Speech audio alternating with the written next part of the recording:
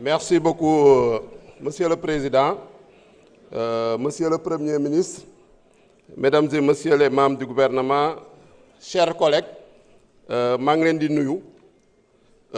Monsieur le Premier ministre, maa ngi lay gërëm di la sant au nom de toute la représentation nationale pour respect bu nga jox suñu règlement intérieur. Parce que article 104 règlement intérieur bi moo wax ñetti weer yu ne premier ministre ak gouvernement bi war na fi ñëw pour question d'actualité au gouvernement. ñun suñu assemblée nationale bi daf nañ 15 mois ñoo ngi fi ñëw nga fi bii mooy 4e fois bi nga fiy ñëw. Donc loolu di wane respect bu nga jox assemblée bi respect bu nga jox suñu règlement intérieur ak respect bu nga jox peuple sénégalais. Parce que wax nga ko exercice de vérité la exercice de responsabilité la ak exercice de redevabilité te yaa ngi koy def ba mu mot sëkk.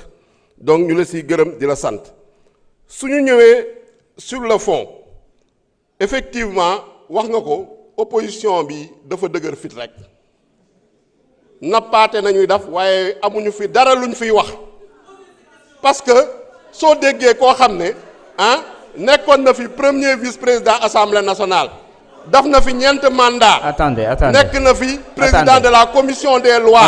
honorable pose le temps bi.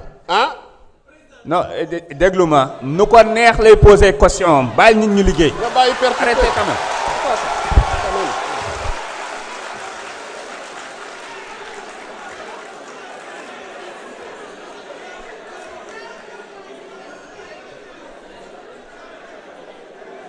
Vous ne pouvez pas venir ici, dire le pouvoir et refuser qu'il parle de l'opposition. Il faut arrêter quand même. Laissez-le terminer. On est en démocratie.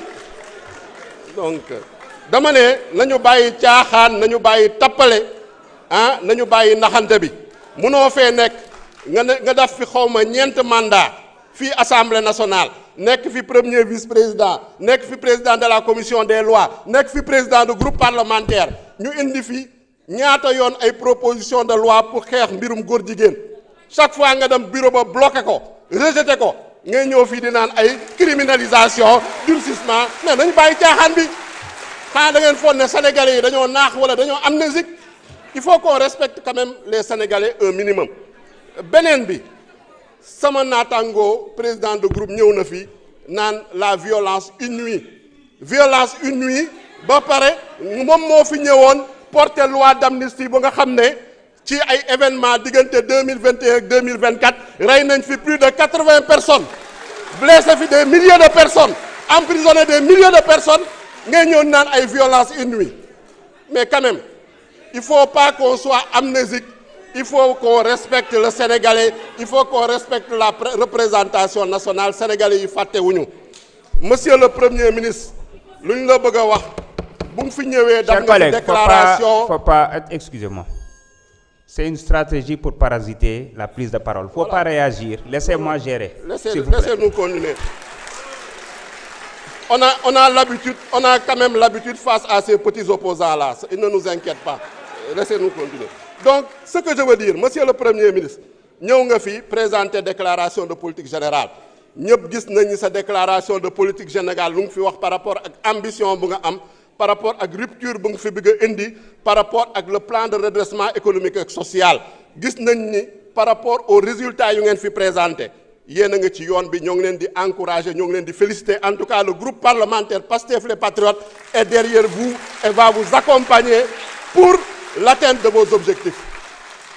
Tey les résultats sont tangibles sur tous les plans baisse des prix.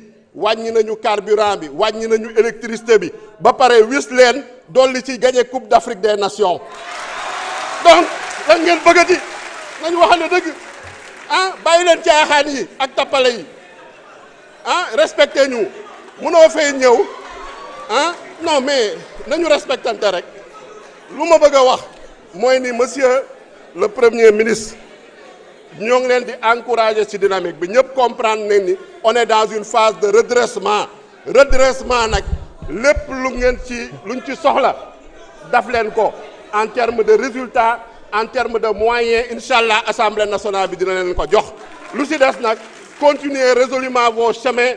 La caravane avance, les chiens aboient, la caravane passe. Et je dirais même, les chiots aboient, la caravane passe.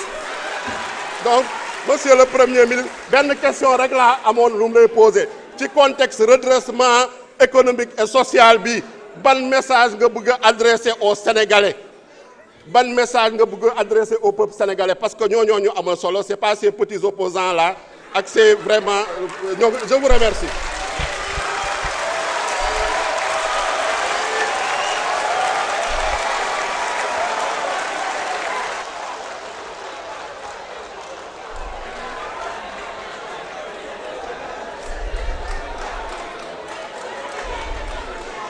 Merci beaucoup. Merci beaucoup.